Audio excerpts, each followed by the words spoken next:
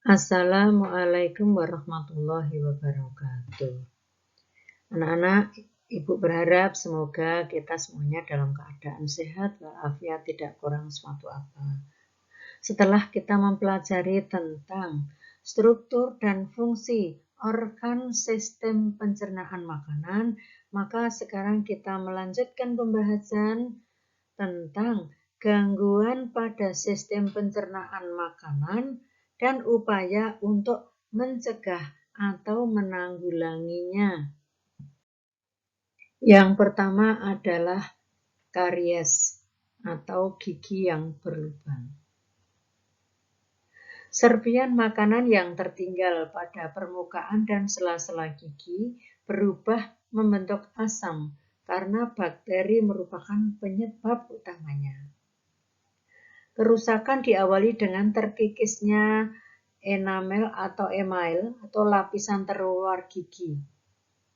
Kerusakan kemudian menggerogoti lapisan di dalamnya atau dentin dan pada akhirnya mencapai akar gigi. Akibat yang ditimbulkan salah satunya adalah munculnya lubang pada gigi. Lalu bagaimana cara mengatasinya?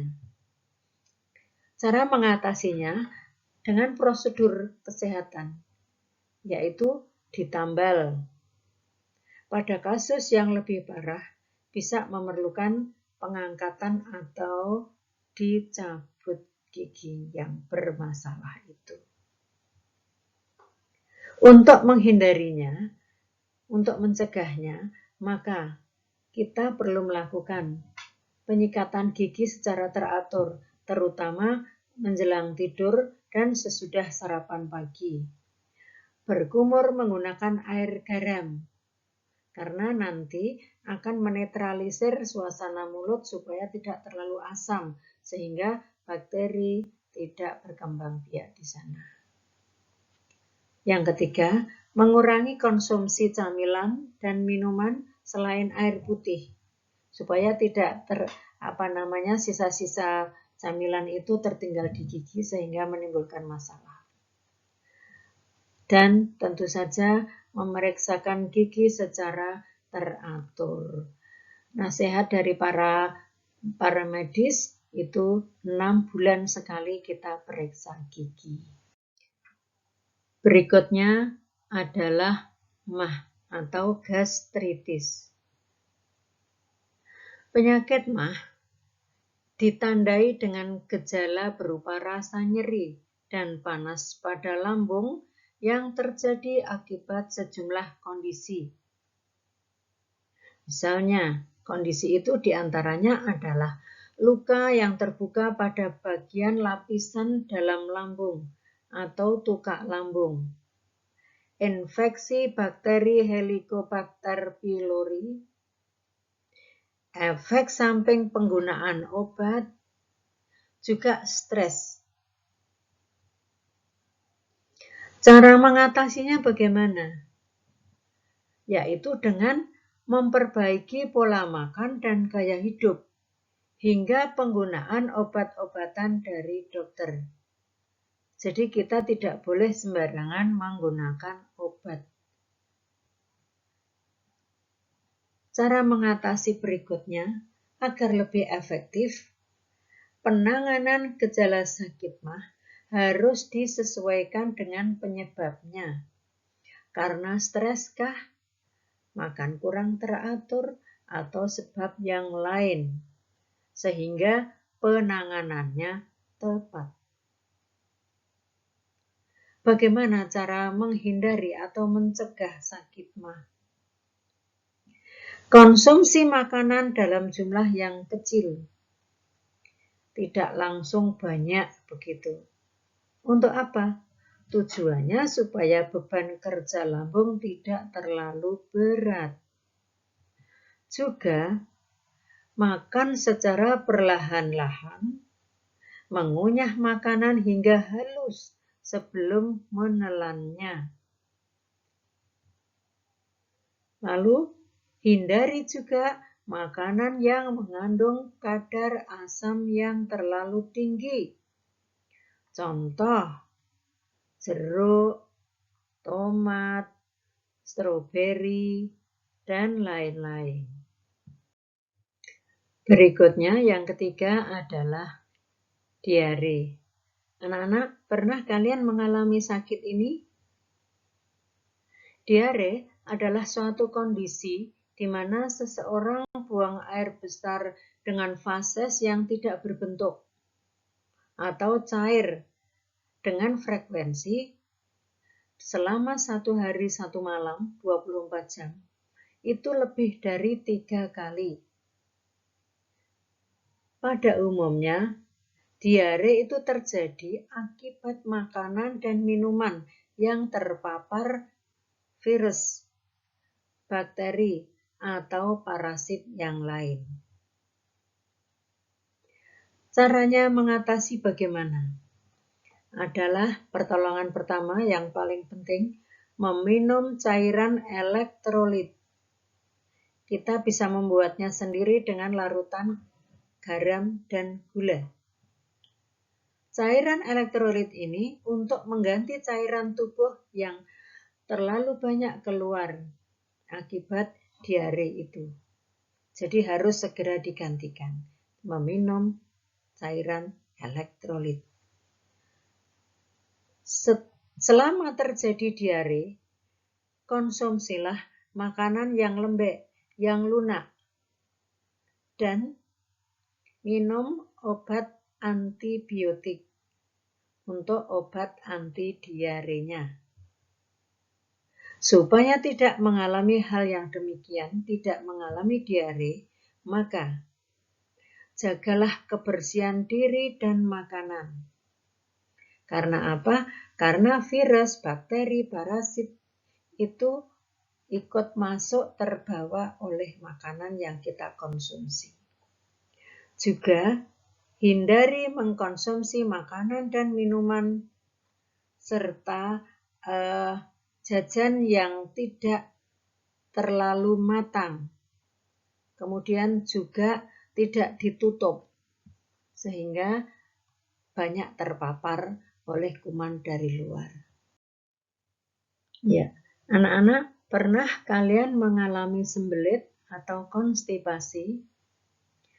Konstipasi itu adalah suatu kondisi di mana seseorang sulit buang air besar. Bahkan terkadang sama sekali tidak bisa buang air besar atau buang air besar tidak sampai tuntas. Seseorang dinyatakan mengalami konstipasi apabila dalam 1 minggu dia kurang dari 3 kali BAB. Bagaimana cara mengatasinya? Tambah asupan makanan berserat tinggi. Konsumsi air putih yang lebih banyak. Tambahi aktivitas olahraganya. Hindari kebiasaan menahan BAB yang terlalu lama. Kemudian menggunakan garam Inggris atau garam Epsom. Kemudian menggunakan minyak zaitun untuk dikonsumsi langsung atau bisa jadi dioleskan pada bagian lubang pengelepasan. Juga bisa mengkonsumsi kafein. Supaya kita terhindar dari konstipasi, maka perbanyaklah makan makanan yang berserat tinggi, termasuk sayuran, buah-buahan. Juga minum air putih yang agak banyak ditambahi, supaya kebutuhan air putih di dalam tubuh tercukupi. Penyerapan air di dalam usus besar lancar. Juga supaya kita terhindar dari konstipasi, olahraga secara teratur. Mengelola stres dengan bijak. Kalau pikiran kalian terlalu berat, jangan malah di kamar terus, ngumpet di kamar terus. Kelola dengan baik stres. Misalnya, salurkan dengan berolahraga, dengan melihat-lihat di luar rumah, bertemu dengan teman, dan lain-lain. Juga jangan terlalu lama di dalam menahan BAB. Ya, wasir atau hemoroid. Wasir atau hemoroid itu kalau kita melihat bagian tubuh di bagian luar yang nampak dari luar itu varises. Nah, wasir itu merupakan varises atau pembengkakan pembuluh darah. Dalam hal ini adalah pembuluh darah balik yang terjadinya itu di bagian usus besar, bagian akhir atau rektum. Bisa terjadi di bagian dubur atau anus. Wasir itu merupakan penyakit yang bisa menyerang siapa saja segala usia. Namun yang paling sering itu usia 50 tahun ke atas. Bagaimana cara mengatasi ini? Tentu saja dengan pola makan yang sehat. Mengkonsumsi makanan yang dibutuhkan oleh tubuh sesuai porsinya. Mengkonsumsi obat-obatan menggunakan salep wasir yang dioleskan di bagian yang lubang pelepasan atau dubur itu.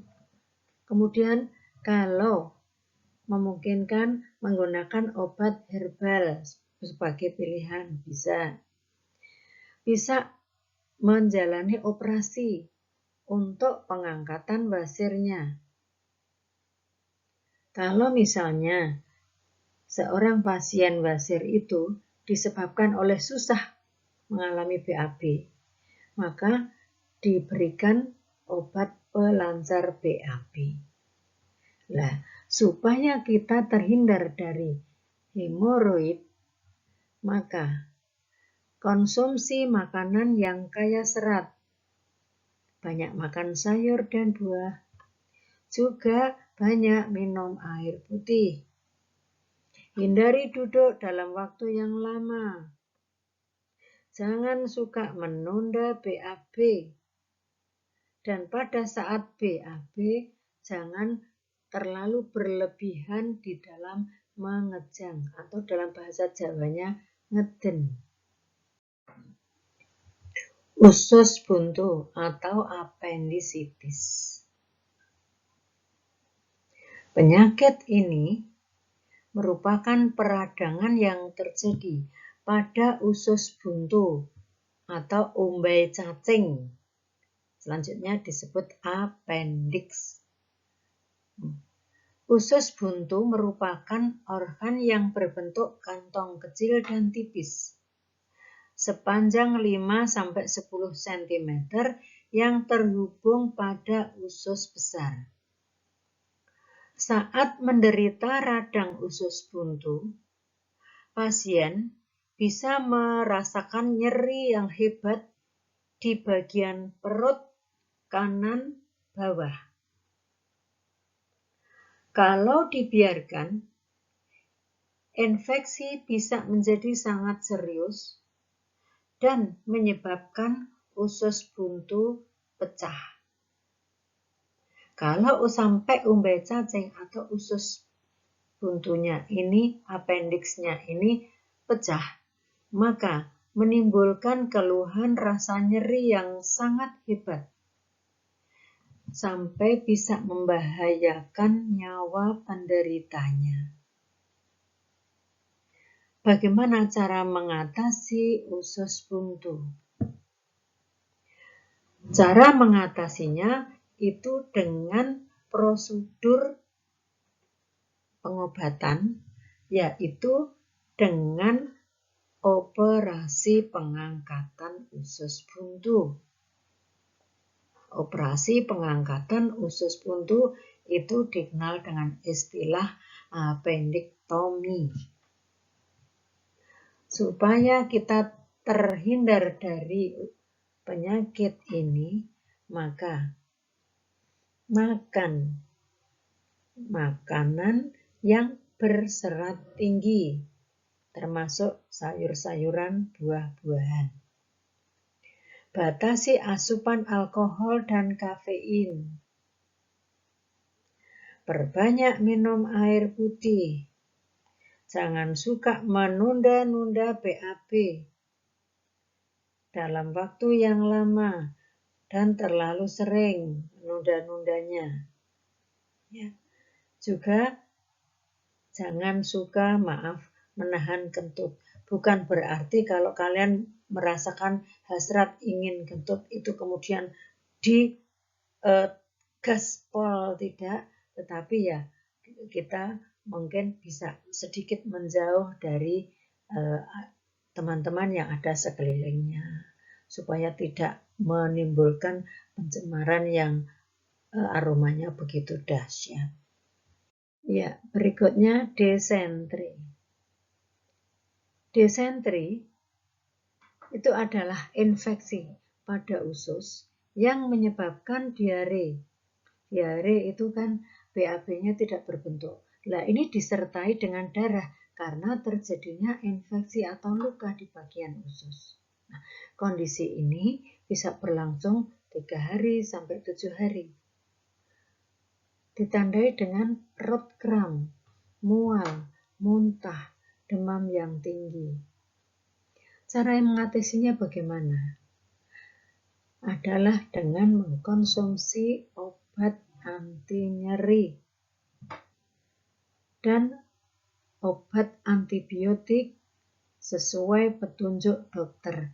Jadi kita jangan sembarangan mengkonsumsi obat. Cara pencegahannya, selalu jaga kebersihan. Sering mencuci tangan dengan air dan sabun, terutama sebelum makan, sebelum masak, sesudah buang air besar. Hindari penggunaan anduk yang sama, apalagi dengan pasien disentri. Gunakan air panas untuk mencuci pakaian pasien disentri. Hindari tertelannya air ketika kita berada di fasilitas umum, misalnya di kolam renang. Air yang masih mentah, jangan. Selalu bersihkan toilet dengan disinfektan setelah selesai kita menggunakan. Konsumsi air yang telah dimasak hingga mendidih. Dan air itu di dalam botol dalam keadaan yang tertutup supaya tidak terpapar bakteri dari luar.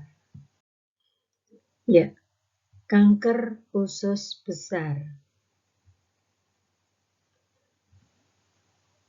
Kanker itu adalah sel yang tumbuh terlalu pesat daripada sel-sel yang ada di sekitarnya. Karena tumbuhnya terlalu pesat, sering timbul sebagai suatu benjolan. Nah, kalau ini terjadi di dalam usus besar namanya kanker usus. Gejala yang paling umum dari penyakit ini adalah buang air besarnya berdarah. Penyakit ini seringkali berawal dari tumor yang jinak. Bagaimana cara mengatasinya? Pengobatan kanker usus dilakukan sesuai dengan stadiumnya. Ada tingkat stadiumnya 1 sampai 4. Pengobatannya itu disesuaikan dengan stadiumnya.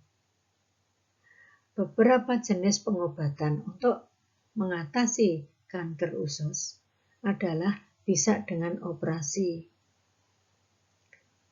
bisa dengan kemoterapi, artinya menyuntikkan bahan kimia untuk terapi, untuk membunuh sel-sel kanker. Tapi sering terjadi orang yang di kemoterapi itu kemudian rambutnya merodol, ya rambutnya itu ya dalam bahasa Jawa brodol itu, kemudian kulitnya menghitam gitu ya. Kemudian juga bisa dengan melalui penyinaran atau radioterapi dan obat tentunya. Bagaimana pencegahannya? Agar kita terhindar dari kanker usus, maka olahraga secara rutin, konsumsi makanan dan minuman yang berserat, sayur-sayuran, buah-buahan, menjaga berat badan yang ideal, tidak terlalu gemuk, tidak obesitas, jangan merokok, jangan mengkonsumsi minuman beralkohol, supaya kita terhindar dari penyakit-penyakit yang menyerang sistem pencernaan kita. Anak-anak, masih banyak penyakit yang berhubungan dengan sistem pencernaan makanan kita, tetapi ini hanya kita bahas sebagian. Semoga semakin menambah khasanah keilmuan kita semakin menjaga karunia Allah tentang tubuh kita, tentang sistem cerna kita, supaya kita dalam keadaan yang sehat, prima. Demikian yang bisa Ibu sampaikan. Kurang dan lebihnya mohon maaf. Assalamualaikum warahmatullahi wabarakatuh.